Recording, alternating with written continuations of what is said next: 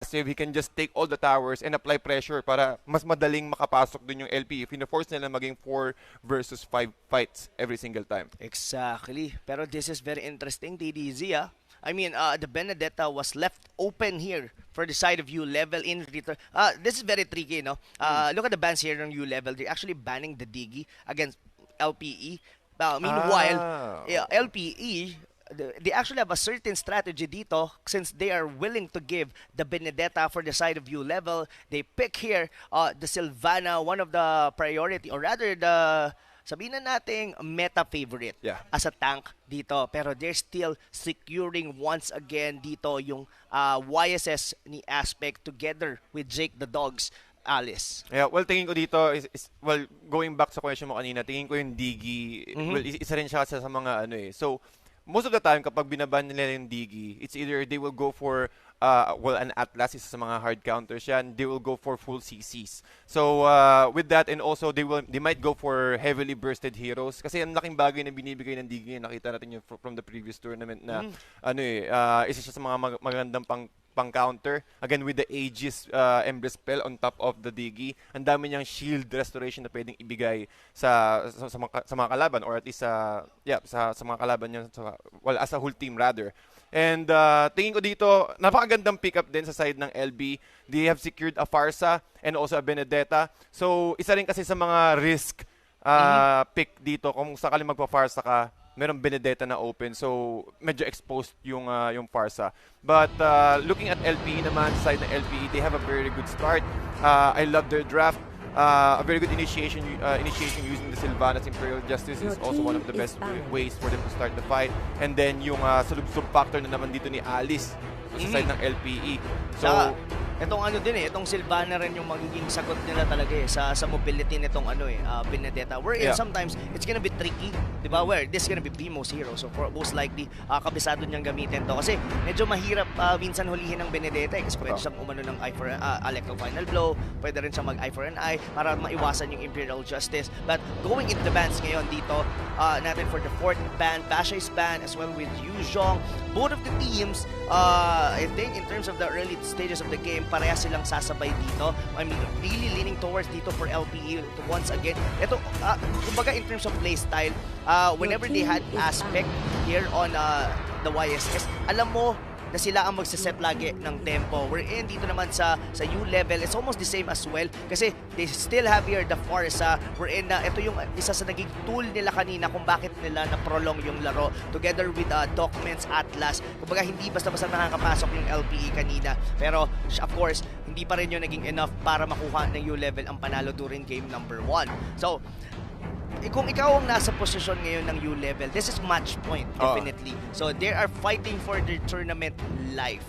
Would you go for a very risky lineup like this one na this is gonna be a side lane Farsa, mid lane Eudora, at ano sa tingin mo ang magiging magandang jungler para sa kanila? Would you think the Claude will be a good answer? Or what do you think? Yeah, tingin ko dito, Claude is also a really good answer. I completely agree. Kasi jungle Claude with the BMI plus the Blazing Duet combo, kapag nilagyan mo ng kahit isang Deadly Blade dyan, ang daming pwedeng heroes na kaya niyang i-debuff eh.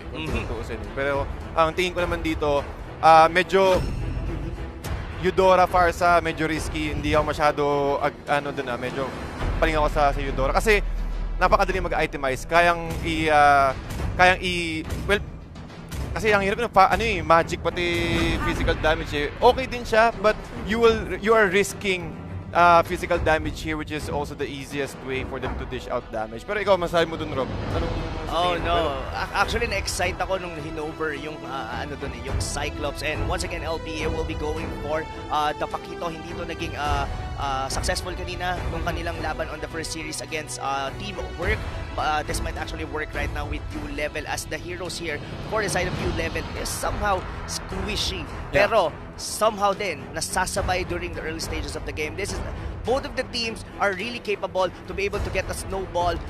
Masasabi ko lang na slight edge dito for U-Level as this itong Roger na to, alam mong maaasahan mo kagad siya during the early stages of the game. The burst potential from coming from the Eudora. Pero it's all about LPE to be able to hold it on, especially dito. Gagamit na naman ng YSS dito sa aspect. Ang pinaka talagang kailangan nating tignan dito is the rotation once again ni Bimo and ni Arts. Yeah, I agree. Si Arts pa naman, gamit ang kanyang Kagura, same may umbrella, pasok ka agad yung damage sa loob.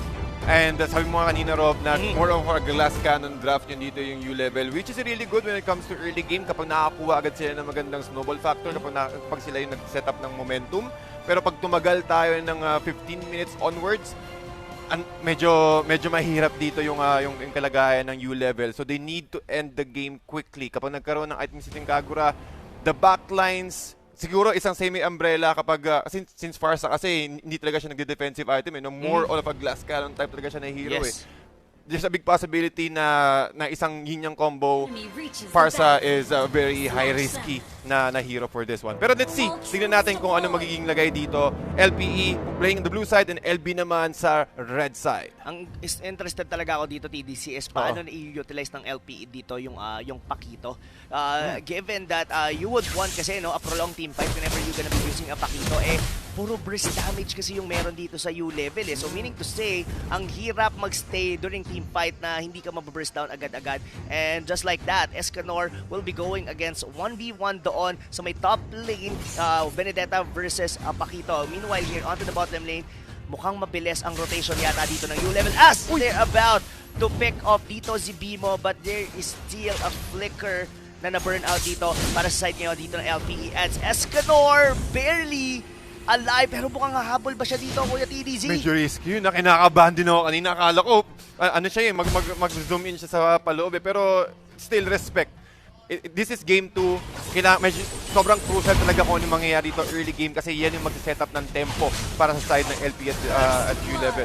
Speaking of tempo, medyo nahuli na doon si Bimo as Jake the Dog. So ngayon, na-realize ngayon dito ng U-level. Ito kasi yung ginawa rin ng teamwork earlier. Sinut down nila si Jake the Dog. Is actually using the Hayabusa earlier. And hindi nila binigyan dito ng space and time as well si Jake the Dog. Nakita natin na whenever binibigyan ng time to si Jake the Dog, talaga siyang nagde-deliver and nag-execute talaga, especially on the late game. Ngayon, ang style ng U-level, sabayan at balagbagan. Sabayan at balagbagan talaga ang magiging sagot ng U-level dito. Since they knew na dapat sila ang gumagawa ng aggression, they have all the burst possibilities and also they have the Eudora and also the Roger. So Roger, isa rin siya sa mga marksman na kaya mag-online kaagad as a finisher. With the Wolf Pounds, he can easily clear out the jungle wave and get the XP needed for them to get that power spike. Pero talking about power spike here, Roger sinisimulan agad yung turtle. At since hindi pa gaano, wala pang level 4 dito, yung mga support runners ng LPE, they will take advantage of it. Walang Imperial Justice, they will secure the first objective. And malayo din kasi doon si Aspec. It's just Bimo trying to provide vision. But speaking of vision, is Arm. Siya ang unang nakita dito as the kick. But that flame shot, konting-konti lang ang pagitan, but still not enough to be able to bring him down. And but still, alam kong tumayo ang balahibo mo doon, TTZ. But still, buhay siya doon. Pero at the end of the day, nakalamang pa rin doon ang U-level as they had the turtle, they had the early lead here dito sa ating laro. What do you think ang kailangan gawin dito ng LPE? Tingin ko sa LPE, just wait patiently. Alam nila na, na-hit na nila yung mga level 4s nila at all the time. So the best thing that they can do is to camp the brushes. Since alam nila na yung U-level is laging rumorotate sa middle at sa bottom, they can wait patiently, try to catch up, to catch Cram as early as possible kasi magsi-COD yan, magka-Clock of Destiny yan. Kapag na-control nila yan as early as possible, medyo hihina. Lalong hihina talaga yung damage output, just like so. But as long as nakakuha sila ng pick-up sa side ng U-level, yun ang magiging win condition nila dito. Win condition indeed dahil itong Torre dito sa ibaba with the energy shield, mukhang wala na yata pakialam dito ang U-level as they want to bring this down. Look at Docman trying to zone out the members dito ng LPE and the umbrella will be there and the combination with the yin-yang overturn, namatay na dito si Crab at ang susunod pa, look at Jake the Dog and the damage coming from the Roger is not enough to bring the Alice down dahil humahabol pa sila doon pero hindi na muna papasok.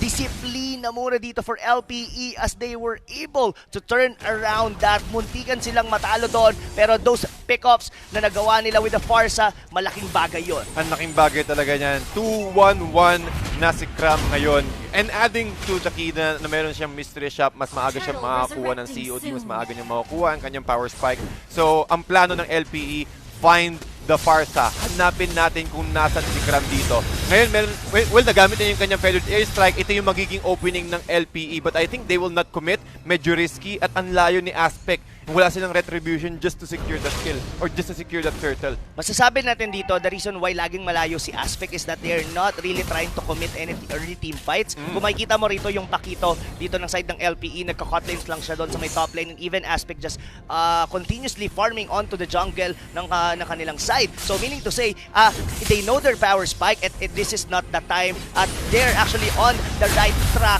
dahil hindi pa naman ganoon kalaki ang lamang, but the flame shot coming from Cram once again, tumama yon pero hindi enough yung damage nun as Escanor here onto the top lane will be using Electro Final Blow just to clear the minion waves, and still mukhang we're still on the evil ball game, Kuya TDZ. Totoo yan, I agree. 3-2-1 or 1-3 rather, pero look at the net worth. Pero dikit na dikit pa rin talaga.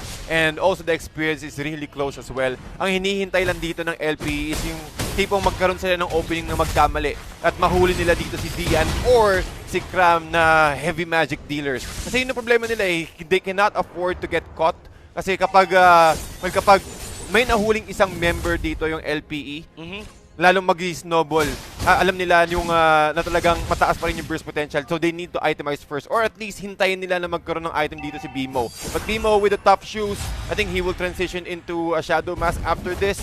So tingin ko, yun lang din yung hinihintay nila, mas magandang way for them to initiate. Oo, yun nga yata talaga yung hinihintay nila as they were failing to be able to defend here onto the bottom lane. But meanwhile, here on the mid lane, mukhang unti-unti na yata. Looks like U-level objective-based na ang mga trip nila dito, Kuya TDZ, as this turret once again will fall. May sipa pa magaganap dito kay Kuya Ars and doesn't matter dahil patay siya doon. Nagamit niya pa yung that was actually the flame shot pero hindi enough yun para makatakas doon. And look at Escanor already cutting the lanes on the top lane. Pati ang ganda ng timing doon ni Bimo at nakita niya na yung semi-umbrella niya is nakalabas.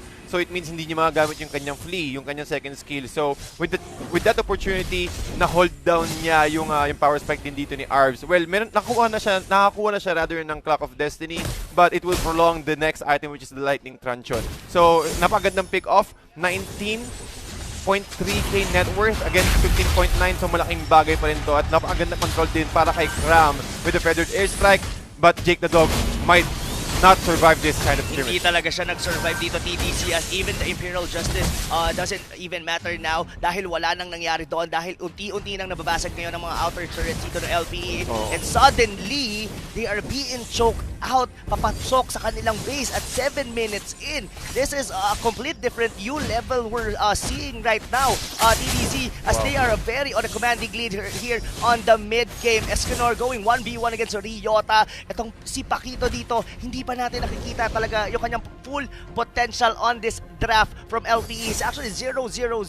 He's been farming for the last 7 minutes onto the top lane at kailangan na ng LPE ang sapak, ang kamao dito ni Pakito. Pati yung tingin ko talaga, laging tinatapatan siya ni Benedete. So, well, the best thing that he can do right here is try to clear out the waves habang gumagawa ng pressure dito yung LPE. Kaso, nagiging problema, ang LB, ang U-level, lagi sila nakakuha ng opportunity para ma-burst ka agad or para lumambang when it comes to positioning. So, ang pwedeng gawin dito ng LPE is try to defend, prevent U-level from getting all of those turrets away kasi nauubusin na sila ng map control. With the next flicker in. Oh no! Sabi dito ni Pakito, lalaban na lang po ako para namatay din siya doon in the hands of Dian dito. But look at Jake the Dog going in para doon kay Dian. That's gonna be a double kill from the Kagura at may susunod pa nga yata, and that's gonna be Yato. Oh my god! That's gonna be a triple kill coming from this Kagura as Dogman trying to run away. Pero those were just a diversion kahit papaano. May trade-off yon dahil nabasag naman daw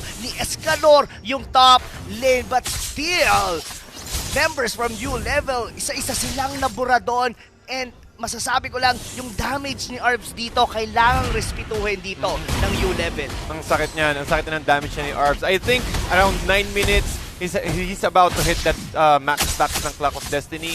And tingin ko na on the way na rin siya sa Lightning Truncheon kung hindi pa niya nakukuha yun up until now. Pero yeah, I completely agree. They need to respect the damage output from Arbs. Again, the combo, the way of how Kagura combos it out.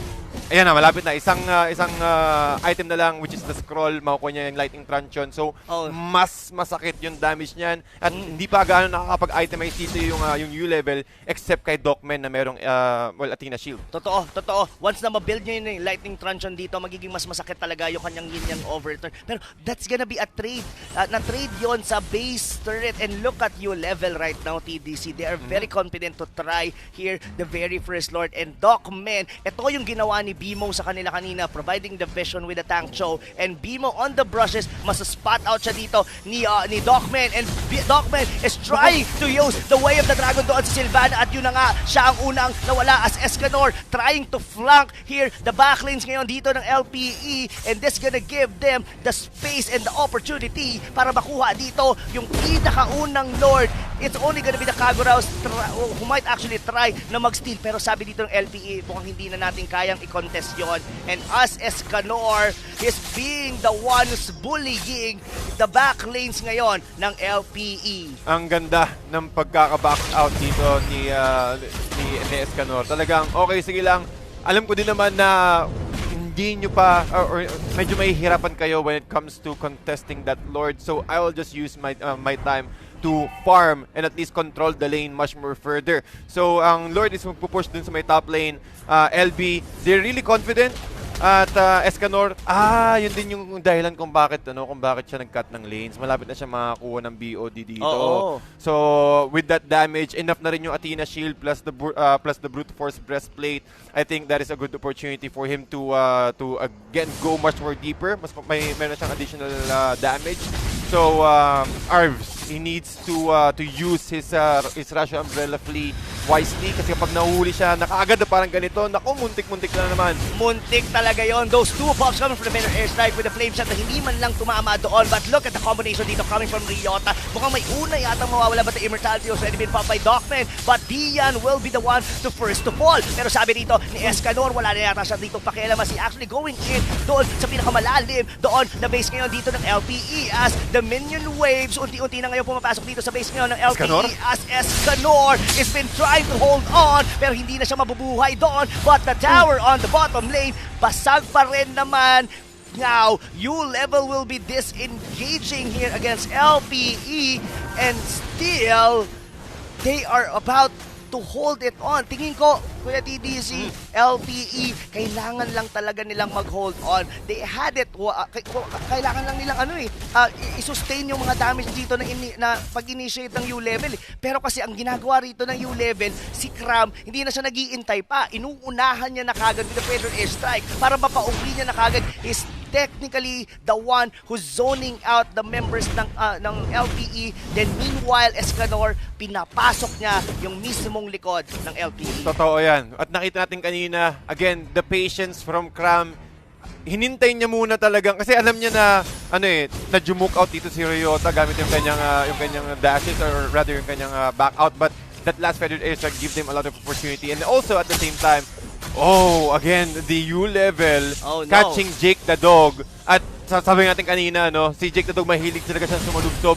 At yun din yung ginawa dito ng U-level. Waiting patiently, alam natin na lamang tayo. A 4K net worth lead, almost 5K net worth lead ang lamang dito ng U-level. Kailangan na natin ma-take down si Bimo. Kasi si Bimo, masakit pa rin talaga yan. Yung spiral strangling, ilang beses niyang nahuhuli si Dian out of position. And also the pull from the spiral strangling, pulling them closer, mas madaling makakapag-initiate dito yung LPE. And also take note, yung Arbs, yung umbrella ni Arbs dito, kapag nakakuha siya ng kahit isa o dalawa, yun yung magiging key opener dito ng LPE for them to at least try to turn this around or try to give them much more time to defend their base. Oo. Kanina yung Alice ni Jake the Dog was able to sustain the damage from or rather sustain yun nga yung binibigay na damage ng U-level during game number 1, pero this is a complete different game ngayon, TDC, as this is a complete burst damage coming from U-level. Kumbaga hindi makapag-stay doon yung Alice kasi binabato lahat ni Dian, pinapasok din siya at the same time dito ni Yato. Etong Roger na to masakit para naman yung damage regardless hindi siya masyado nakakakuha ng kill. So what U-level is trying to do right now is just naghihintay sila ngayon dito ng Lord, and this is the wisest idea or the wisest move na pwede nilang gawin dito. They had complete control of the map ngayon dito as Escanor is trying to hold on, going 1v1 once again dito kay Ryota, pero alam to ng LPE na zone out lang to from Benedetta, pero hindi rin kasi nila pwedeng iwanan lang basta-basta si Escanor Nako, kasi kapag si Escanor na iwanan, mas mabilis siya makakuha, mas mabilis siya makaka-push out ng wave kasi isa rin talaga, nice that flicker bait dito out for with the Imperial Justice TDZ. Nako, delikado yon as the Lord, ang ganun kabilis lang yon na secure ngayon ng U-level. Well, going back to yung sasabi ko kanina, ang bilis kasi mag-clear out dito ni Escanor. Yes. At tingin ko parang rin sila meron silang idea na ginawa nila yung kanina na laging si Escanor lang yung nagpapakita sa buong mapa. For sure, merong plano tong ginagawa tong U-level. Pero medyo late na sila. Sinubukan nilang pumunta but nung nakita nila Lord has been slain already, they will just back off and get ready for the next attempt, for the next attack dito ng U-level. So, tingin ko U-level, they're really having a good footing right now. Well, gets ko na rin yung draft nila talaga. More on burst and then just giving all the kills or at least giving all the farm to Roger here, and talagang sobrang effective. Ang ganda ng pagkakadraft dito at pagkaka-execute ng draft. Ang ganda talaga ng execute, pero yung Sipa napunta doon kay Jake the Dog as Escanor go into the Benedetta is going into the backlinks ngayon dito ng LPE as the Lord is marching in dito sa may top lane as LPE is trying to hold it on. Jake the Dog using the Winter Truncheon onto the backlane, hinuhold niya dito but Escanor was still there, and Yato, yung Roger, siya na mismo ang pumatay doon sa Alice, but the Lord has been taken down. May minion wave pa sa gitna, tatapusin na ba to ng U-level? Yun ang malaking tanong as Escanor and the rest of the members dito ng U-level, even Docman gusto nang sumapak sa base, pero delikado yan, Kuya TDZ. Pero sa tingin mo ba matatapos na? Look at the minion wave, look at the Sitchkalon doon sa may bandang likod, hindi na hold yun, hindi na kailangan ng sapak doon ni Escanor at neto ni Docman dahil U-level are gonna be the first best of 3 talaga natin dito sa main qualifiers, forcing Game 3 against LPE. Wow, tol, dama ko yung yung ginagawa ni Paquito. Alam mo yung feeling na talagang, sige, kailangan kong